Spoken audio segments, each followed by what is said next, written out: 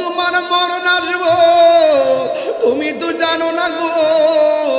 আসরের নামাজ পড়ো নাই, মাগরিবের পরে পড়বে বলে ওই মাগরিবের আগেই মরণ আসতে পারে কি পারে না?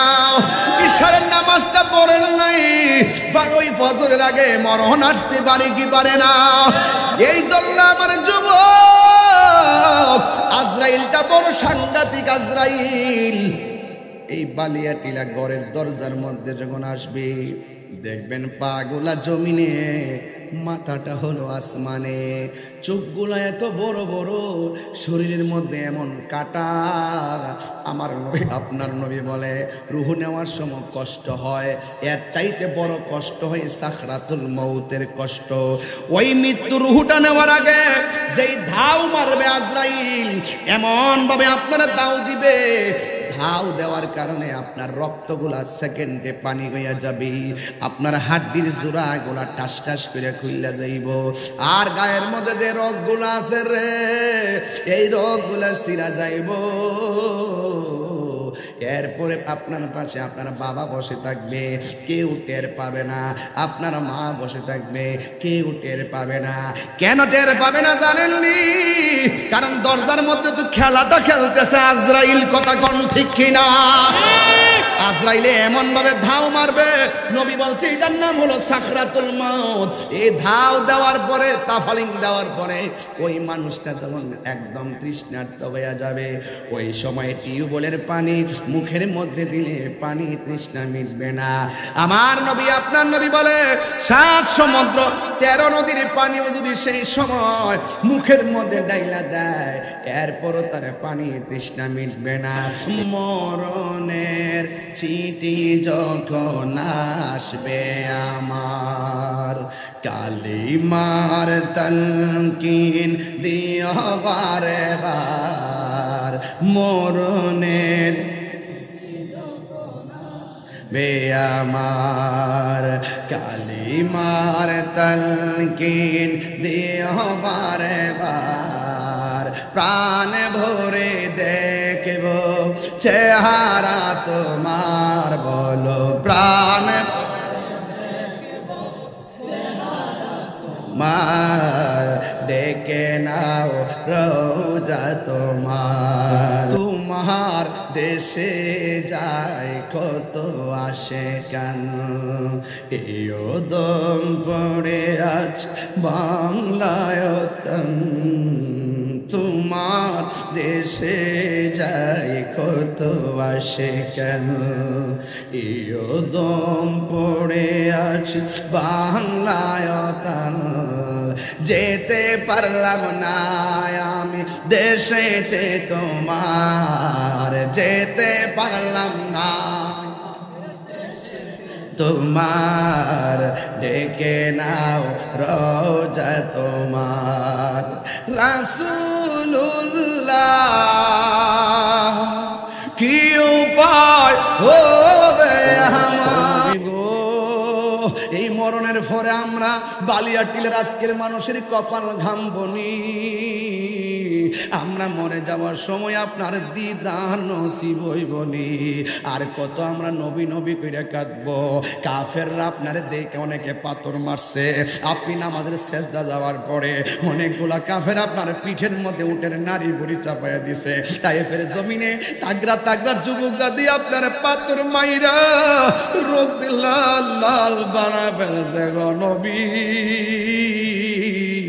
কিন্তু আজকে তাকে দেখেন না, সেই কুলাউড়ার বাবারা, হাজিপুরের বাবারা, বালিয়াটিলের বন্ধুরা, এখানে যুবকের অভাব নাই। এরা চাতক পাখির মতন আপনার কথাগুলো শুনতেছে। ইয়া রাসূলুল্লাহ নবী, ও নবী গো, তাই ফের যুবকরা আপনার দেইকা পাথর মারছে। আমার তো মন বলতেছে এই বালিয়াটোলার যুবক যদি সেই দিন পাথরের সামনে থাকতো, ওই পাথরের বরাবর এদের পাথরের বরাবর এদের বুকটারে পাইতা দিত। তীরের বরাবর বালিয়াটোলার ফুলাপানদের বুকটা পাইতা দিয়া কইতো দুশ্মনরা রে তীর চালাইবি আমরার বুকে চালায়, কিন্তু আমার নূরের নবীর বদন মুবারকে তীর চারিস না, আমরা সহ্য করতে পারবো না। এই জন্য বন্ধু ও নবী গো, এই পাগলদের মরণের কালে আপনার দিদার নসিব হইবনি। ইয়া রাসূলুল্লাহ উনজুর হালানা, ইয়া হাবিবাল্লাহ ইসমা কালানা, ইয়া রাসূলুল্লাহ উনজুর হালানা। ও মায়ার নবী গো, তুমি প্রেম শিখায়া কোথায় লোকাইলা, বলো না গো তুমি প্রেম শিখায়া কোথায় লোকাইলা। কেমনে যাব মদিনাতে, কেমনে সেই পথ আমায় বলো না, তুমি প্রেম শিখায়া কোথায় লোকাইলা। যেই দিন থেকে নাম শুনিলাম, সেই দিন থেকে জাহানের চেয়ে তোমায় ভালোবাসিলাম। সেই দিন থেকে নাম শুনিলাম, সেই দিন থেকে জাহানের চেয়ে তোমায় ভালোবাসিলাম। বৃষ্টির দিনে কবরের ভিতরে মানুষ হাড্ডিগুলা কবরের ভিতরে বাসতেছে। 11 দিন হয়ে গেল আমার শাশুড়িকে কবরে নামাইলাম, 11 দিন হয়ে গেছে আমার শাশুড়ি দুনিয়া থেকে চলে গেছে। 6টা বছর হয়ে গেছে আমার আব্বা জান কবরে চলে গেছে। নিজের হাতে কবরে নামাই দিয়া 3টা কাফনের বাত খুলে দিয়া, মুখটারে খুলে দিয়া, পশ্চিম দিকে ঘুরাইয়া দিয়া, গালের মধ্যে একটা মর দিয়া, বাঁশ দিয়া আর সাটাই দিয়া আমার বাবারে চিরদিনের জন্য বিদায় করে দিয়ে আসলাম। আমাকে আল্লাহ বাঁচিয়ে রেখেছেন বলে 6 বছরের পরে আমি এসে ওয়াজ করতেছি। যদি আমার বাবার জায়গায় আমার মরণ হয়ে যেত, 6 বছরের পরে এলাকার মানুষ আমার নামটা স্মরণ রাখতেন না। কারণ ফুলের সৌরভ, মানুষের গৌরব চিরদিন থাকে না, ঠিক না? এই জন্য আমার যুবক ভাইয়েরা, আল্লাহ রাব্বুল আলামিন কুরআনুল কারীমের মধ্যে বলে দিয়েছেন, মিনহা খালাকনাকুম ওয়া ফিহা নুঈদুকুম ওয়া মিনহা নুখরিজুকুম তারাতান উখরা। আল্লাহু আকবার। আল্লাহ রাব্বুল আলামিন বলেন, এই মাটি থেকেই তোমাকে সৃজন করা হয়েছে, এই মাটিতেই তোমাকে দাফন করা হবে, আবার এই মাটি থেকে তোমাকে হাসরের ময়দানে ওঠানো হবে। তার মানে বোঝা গেল আমরা এক সময় এক জায়গায় ছিলাম, আরেক সময় আরেক জায়গায় এসেছি। এমন একটা সময় আছে সেই জায়গাটা আসিতেছে, আসা এবং যাওয়ার মাঝখানে তোমার হিসাব নিকাশ ফাইনাল। বান্দা রাতের বেলা গুনাহ করতেছ আর মনে মনে ভাবতেছ আমি অপরাধ করতেছি, আমাকে কেউ মনে হয় দেখে না। যারা ইমানদার হবে তারা মনে মনে ভাববে ঘরের দরজা লাগানো, জানালা লাগানো, কেউ দেখে না, দেখে একজন জবান করে বলেন তিনি কে? এই মাটি থেকে তোমাকে সৃজন করা হয়েছে। আমার কোনো অস্তিত্ব ছিল না, আপনারা জবান খুলে বলেন অস্তিত্ব দিয়েছে কে? আল্লাহ রাব্বুল আলামিন বলেন, কাইফা তাকফুরুনা বিল্লাহি ওয়া কুনতুম আমওয়াতান ফাআহইয়াকুম সুম্মা ইউমীতুকুম সুম্মা ইউহয়ীকুম সুম্মা ইলাইহি তুরজাউন।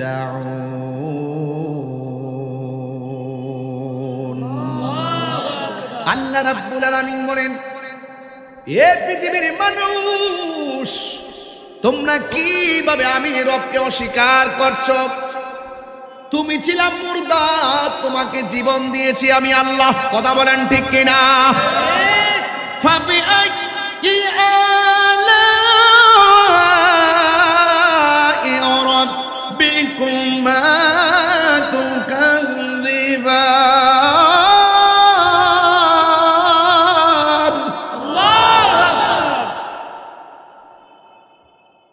তুমি তোমার রবকে কিভাবে অস্বীকার করবে? আল্লাহ যে এত নিয়ামত দিয়েছেন, নিয়ামত কিভাবে অস্বীকার করবে? তোমাকে আমি নিয়ামত দিয়েছি, তোমার কাজ হলো শুকরিয়া আদায় করা। ও আল্লাহ, অনেকের দেখে চোখ নাই, তুমি আমার চোখটা ভালো রেখেছো। ভালো রেখেছো বলেই তো ইয়াতাফাক্কারুনা ফি খালকিস সামাওয়াতি ওয়াল আরদি। ভালো রেখেছো বলেই তো আকাশ এবং জমিনে যা আছে সব দেখে দেখে তোমাকে গবেষণা করি।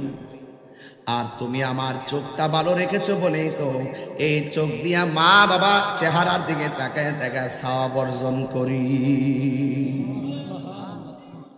আল্লাহ বলছেন, কাইফা তাকফুরুনা বিল্লাহ, তোমরা কিভাবে আমি আল্লাহকে অস্বীকার করছো?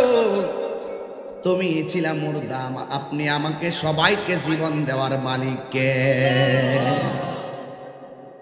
জীবন দেওয়ার পরে কেউ এমপি হয়েছে, জীবন দেওয়ার পরে কেউ মন্ত্রী হয়েছে, জীবন দেওয়ার পরে কেউ ওসি হয়েছে, জীবন দেওয়ার পরে কেউ ডিসি হয়েছে, জীবন দেওয়ার পরে কেউ টিনের ঘরের মালিক হয়েছে, জীবন দেওয়ার পরে কেউ তিনতলা বিল্ডিং এর মালিক হয়েছে, জীবন দেওয়ার পরে কেউ টিনের ঘরের মালিক হয়েছে। আল্লাহ বলে, বান্দা, জীবন দেওয়ার পরে তোরা আমি যাই দিছি না কেন, সব কিছু আমি আল্লাহ বন্ধ করে দিব মরণের মাধ্যমে। মৃত্যু এমন একটা থাবা, থাবাটা মারতে দেরি ব্যাংকের টাকার মালিকানা শেষ। ঠিক কিনা? মৃত্যুর থাবা যখন মারবে তোমার সম্পদের মালিকানা আছে না শেষ? মৃত্যু যখন আসে সব মালিকানা শেষ হয়ে যায়। তখন আমার আল্লাহ রাব্বুল আলামিন বলেন, সুম্মা ইউহয়ীকুম সুম্মা ইলাইহি তুরজাউন।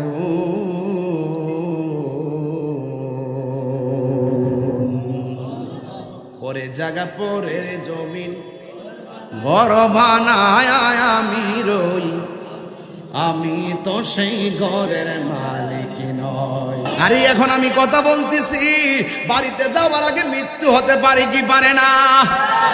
এমন অনেক মানুষ দেখছি গো, দোকানে বসে চা পান করতেছে, ঘরের ভিতরে যায় বলছে আমার পেটে ব্যথা করে, বুকে ব্যথা করে, ডাক্তারের কাছেও নিতে পারে না, যে দুনিয়া ছেড়ে বিদায় হয়ে যায়। কথা গণনা ঠিক কিনা? এই জন্য যে কোনো মুহূর্তে মরণ বেদি আসতে পারে। ও আমার এলাকার বাবারা, ও আমার এলাকার বাবারা, কি দিয়ে আমি বুঝাইতাম? ও বালিয়া টিলার বন্ধুরা, আমি বুঝাইয়া দিয়া যাই, এই মুহূর্তে মরণ আসতে পারে কি পারে না?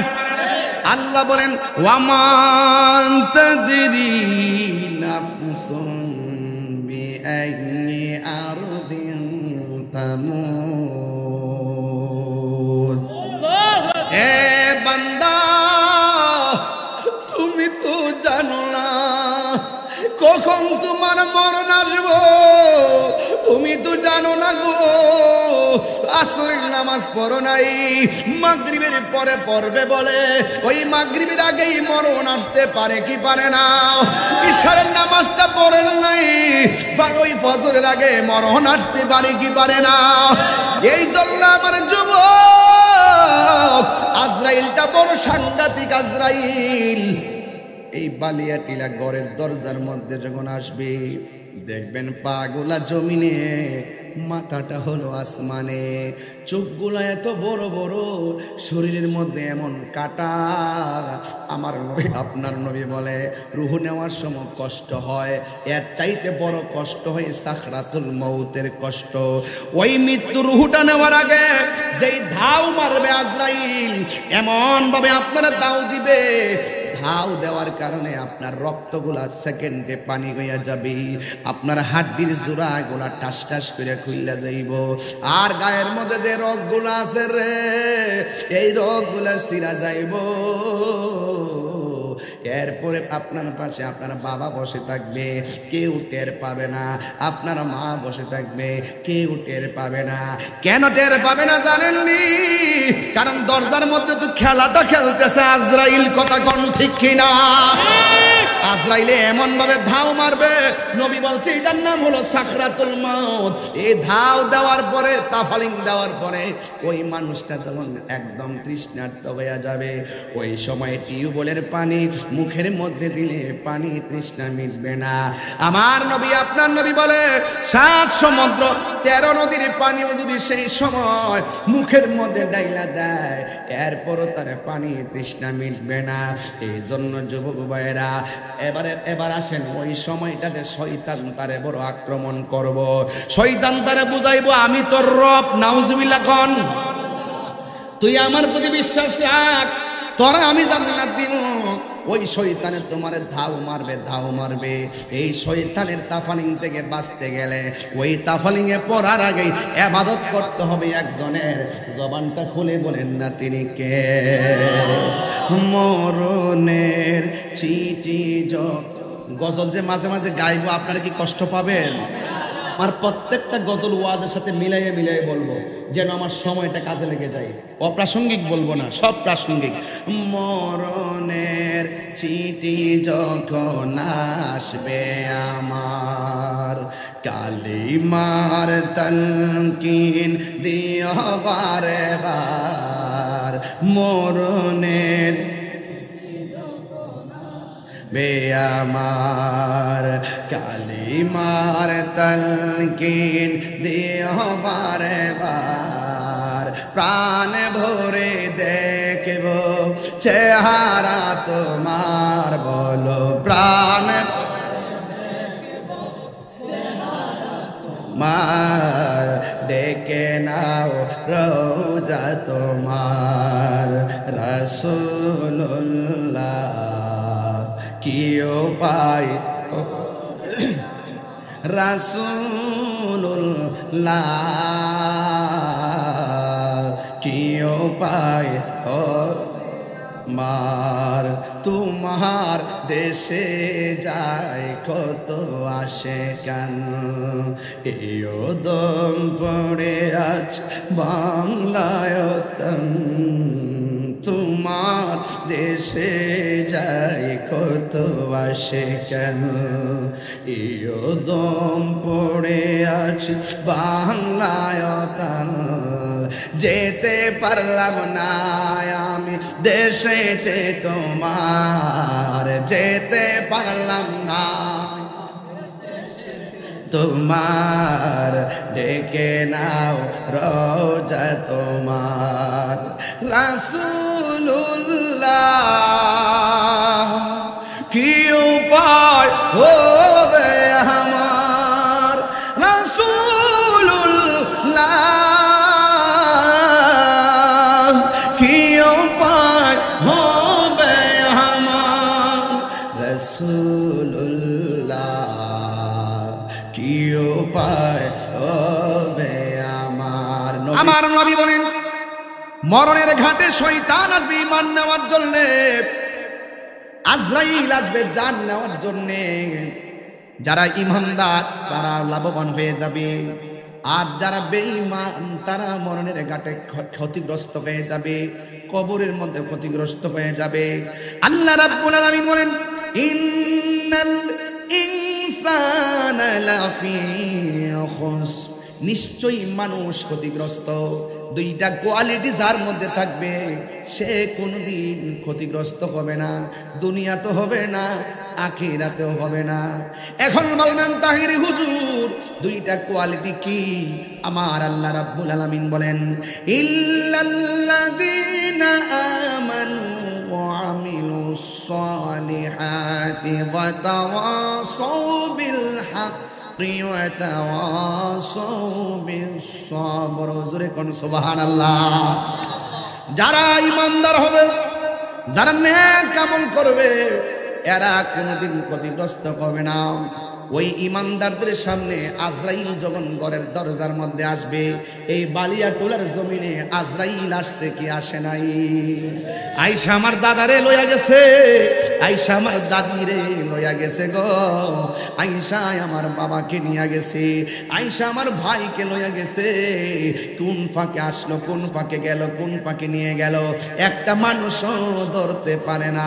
এই জন্য আমি 7-8 বছর আগে একটা গান গাইতাম, মায়া নিদন হারাইলাম ঘুমের ঘরে স্বপনে, আর কি দেখা হবে রে বালিয়াটোলাবাসী জীবনে।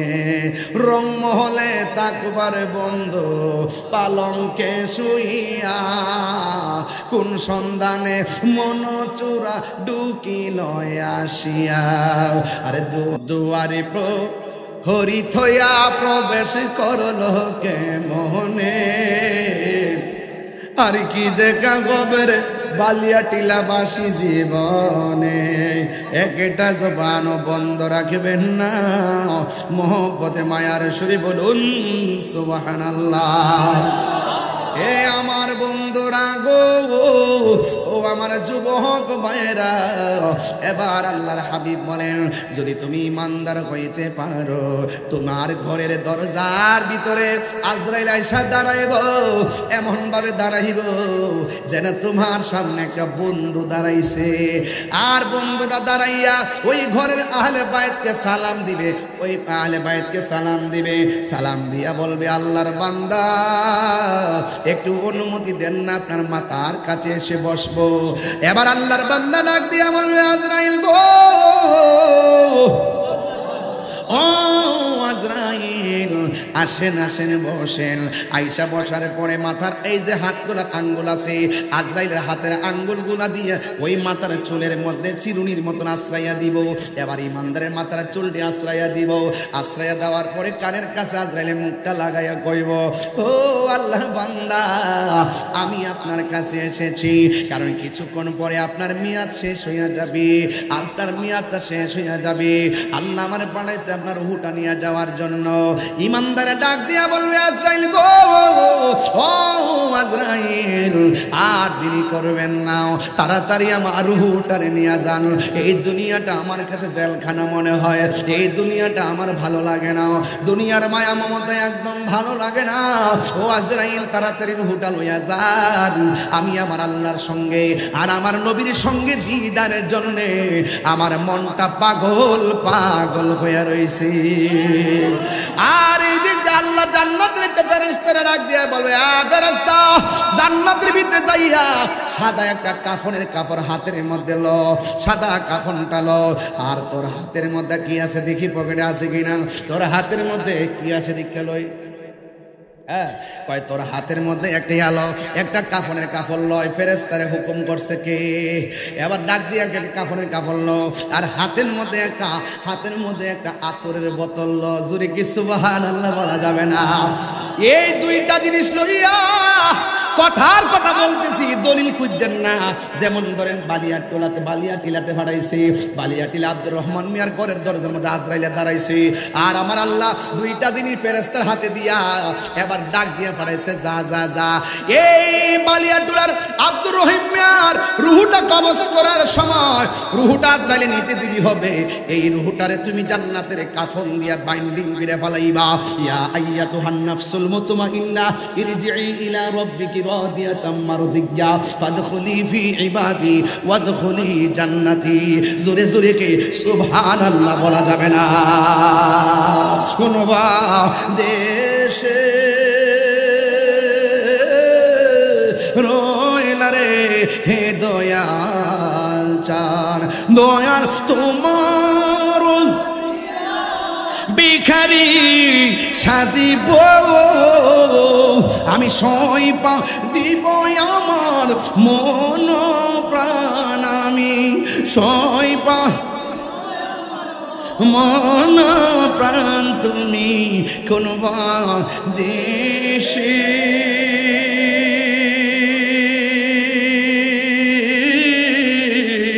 রইলা রে দয়াল চান সেই দিন মরণের ঘাটে বাবা বসে থাকলে চাইনা লাভ হবে না, পাশে মা বসে থাকলে লাভ হবে না, ভাই বসে থাকলে লাভ হবে না, বন্ধু বসে থাকলে লাভ হবে না, সব লাশের পাশে বসা।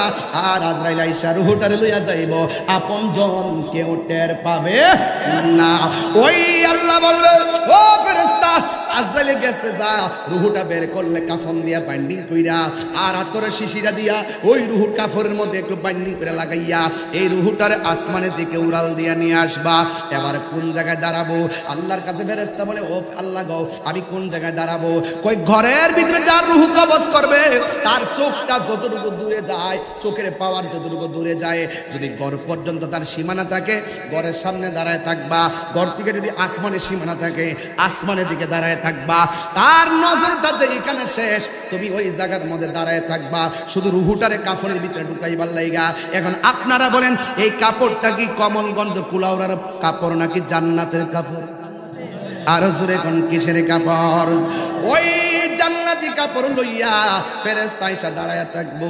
এবার আজরাইল আইসা তারে এমন ভাবে রুহুটারে সার্জারি করব, ইমানদারের রুহুটা নেওয়ার সময় আমার নবী আপনার নবী বলেন মায়ের স্তন দিগা দুধ পান কইরা যেমনে ঘুমাইয়া যায় আজরাইলে যখন রুহুটা নিয়া যাইব ইমানদার এমন ভাবে ঘুমাইয়া যাইব।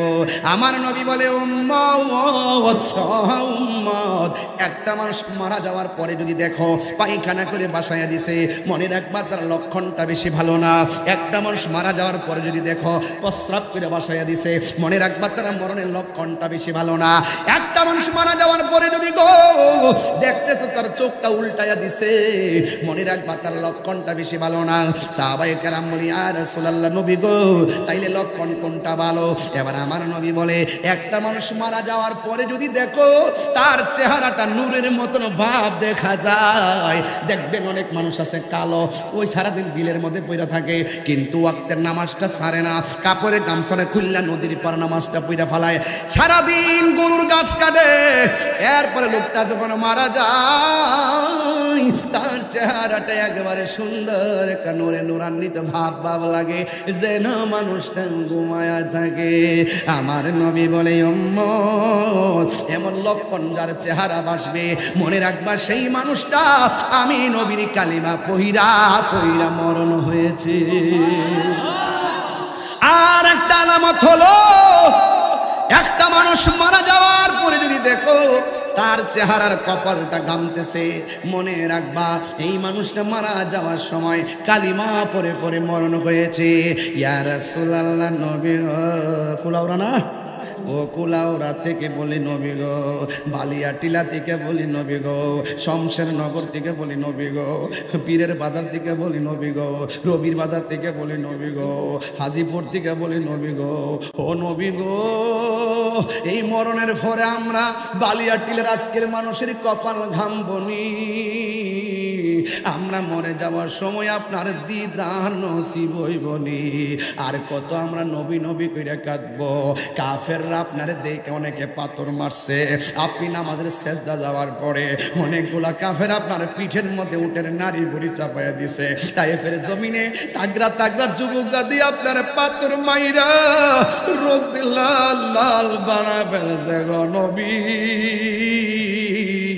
কিন্তু আজকে তাকে দেখেন না, সেই এই কুলাউড়ার বাবারা, হাজিপুরের বাবারা, বালিয়াটিলের বন্ধুরা, এখানে যুবকের অভাব নাই, এরা চাতক পাখির মতন আপনার কথাগুলো শুনতেছে।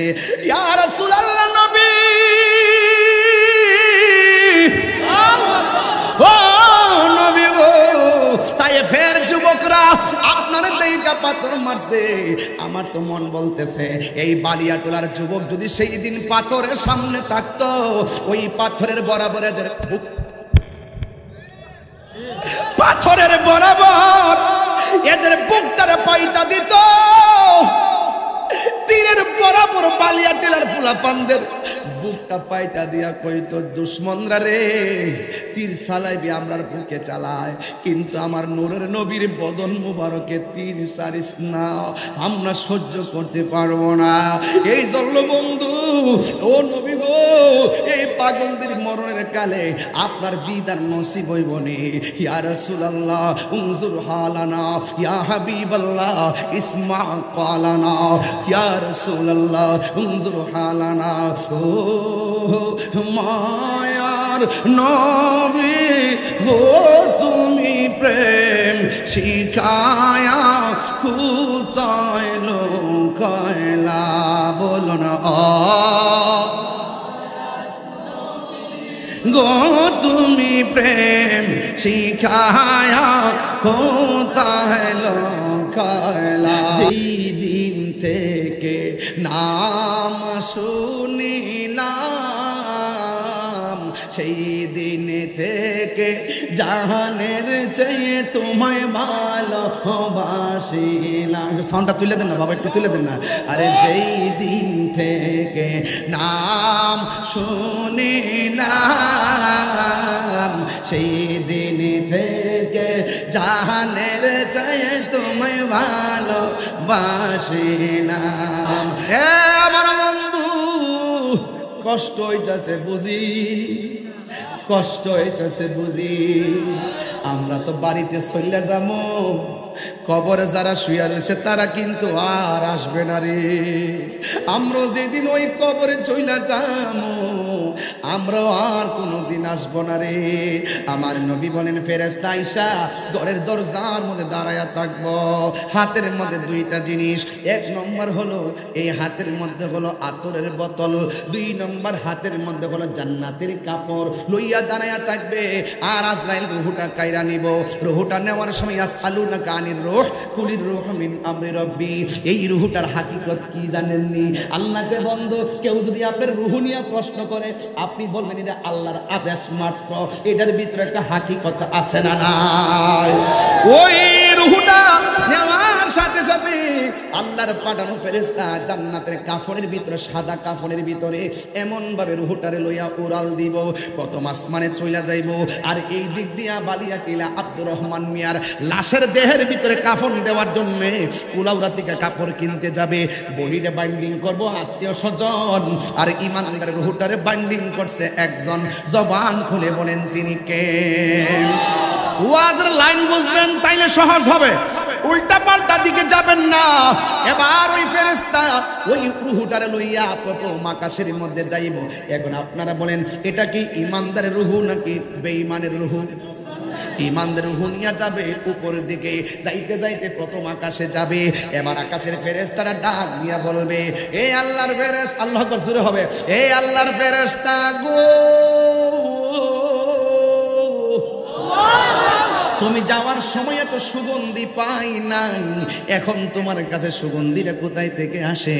তুমি কি জানো না বালিয়াটিলা আব্দুর রহমান, কথা কথা বলতেছি যুক্তি বোঝানোর জন্য, বালিয়াটিলার আব্দুর রহমান মিয়া সে আল্লাহর বন্ধু, আল্লাহ ফাটাইছে এইভাবে কাফনের কাপড় দিয়া তার রুহুটারে বাইন্ডিং করে নিয়ে যাওয়ার জন্য।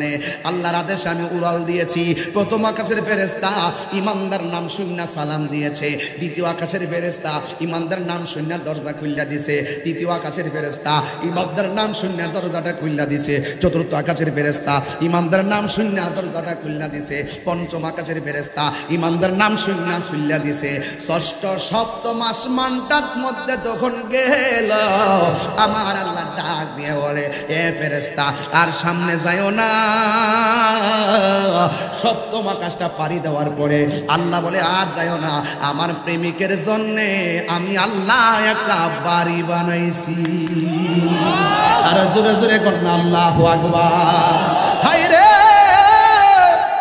এত সুন্দর বাড়ি আল্লাহর কোরআনে কয়, সেই বাড়ির নামটা কি? ওই বাড়ির নাম হলো ইল্লিন। আল্লাহ কয়, আমার প্রেমিকের জন্য আমি একটা বাড়ি বানাইছি, বাড়ির নাম ইল্লিন।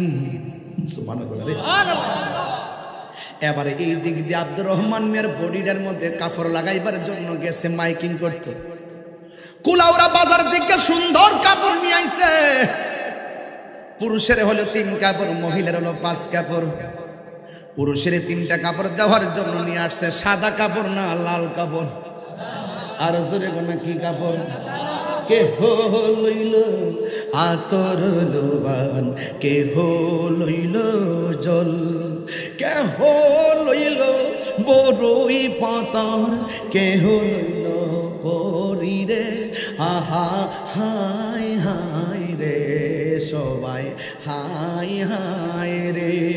লাল কাপড় নীল কাপড় এত কাপড় থাকতে সাদা কাপড় দিয়া তারা দাফন করব। সাদা কাপড় দিয়া তারা গোসল গাই, গোসল করানোর সময় সবাই যাইবেন, যাই উজুর পানি গোসলের পানি আগাইয়া দিবেন। গোসল দেওয়ার সময় বড়ই পাতা লাগাই দিবেন, গোসল দেওয়ার সময় পাতিল লাগাইয়া দিবেন। আরে অনেকে গোসল করার তো যায় না, ঘৃণা করে ঘৃণা করে। আমি তো গোসল করাইতে গেলে মুর্দারে গোসল করার সময় পেটের মধ্যে এমনি চাপ দেই, চাপ দেওয়ার পরে ভিতর থেকে ময়লা বাইর, এমন টিস্যু দিয়ে ময়লা হাত দিয়ে পরিষ্কার কইরা দেয়। কেউ এটা ঘৃণা করে অনেকে যায় না। আরে বাবা, আরেক বেটার বাবা মারা গেছে, তুমি কেন ঘৃণা করো? আজকে এই লোকটার যে অবস্থা, এই অবস্থা তো আমারও হবে, কথা কোন ঠিক কিনা? এই অবস্থা তো আমারও হবে। এই জন্য কোনো সময় ঘৃণা করবেন না ও যুবকের দল। ইন দি মিন টাইমে এবার রুহুটা লইয়া গেল। এই দিক দিয়ে আব্দুর রহমান মিয়ারে সুন্দর করে গোসল করাইয়া খাটের মধ্যে শুয়াইয়া জানাজার ময়দানে নিয়ে যাবে। এবার ইমানদারের প্রশ্ন করব, তোমার কবরের মধ্যে আপন কেডা হবে? ইমানদার কোনো কথা কইব না। আর বেঈমান যদি হয়, বেঈমানরে বলবে তোমার কবরে কে আপন হবে? বেঈমান বলবে আমার বাবা হবে, আমার মা, যারা জানাজায় আসছে তারা হবে। কবরে নামার পরে জিগাইবে তোমার আপন কে হবে? যেই 2 জন কবরে নামছে তারা হবে।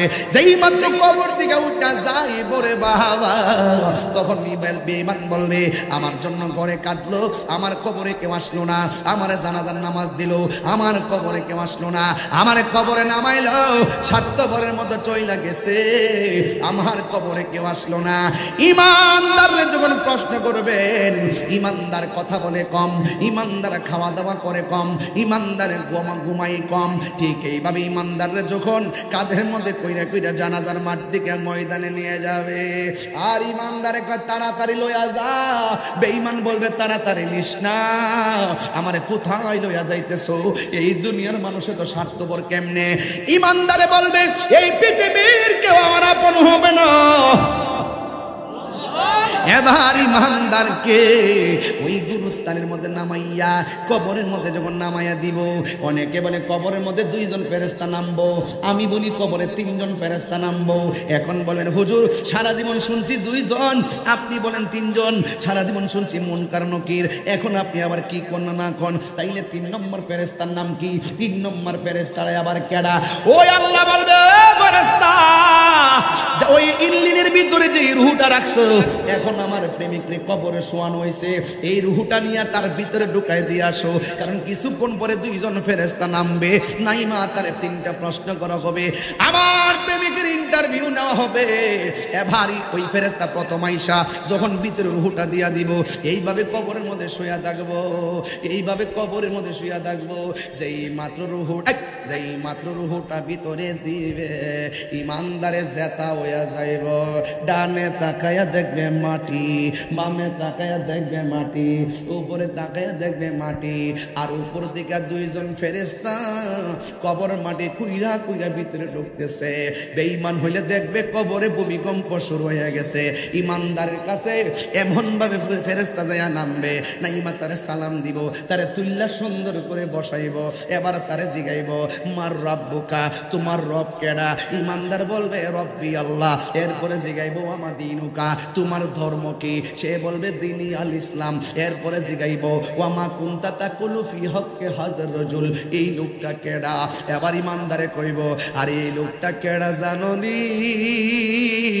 তিনি তো আমার সেই নবী, যেই নবী হলো আল্লাহর সাক্ষী, যার কথা শুনে আল্লাহরে চিনছি, যার কথা শুনে নামাজ পড়ছি, যার কথা শুনে রোজা রাখছি, যার কথা শুনে হকের পথে চলছি, তিনি হলো রাহমাতুল লিল আলামিন। জুরি জুরি কি আল্লাহু আকবার বলা যাবে না? এবার ইমানদারকে বলবে তুমি 3টা প্রশ্নের উত্তর দিয়েছো, সামনে তাকাও। সামনে তাকাইয়া দেখবে ইমানদারের জাহান্নামের আগুন জ্বলতেছে। ইমানদারে বলবে আমি এত সুন্দর করে উত্তর দিলাম, জাহান্নামের আগুন কেন আমার ভাগ্যে?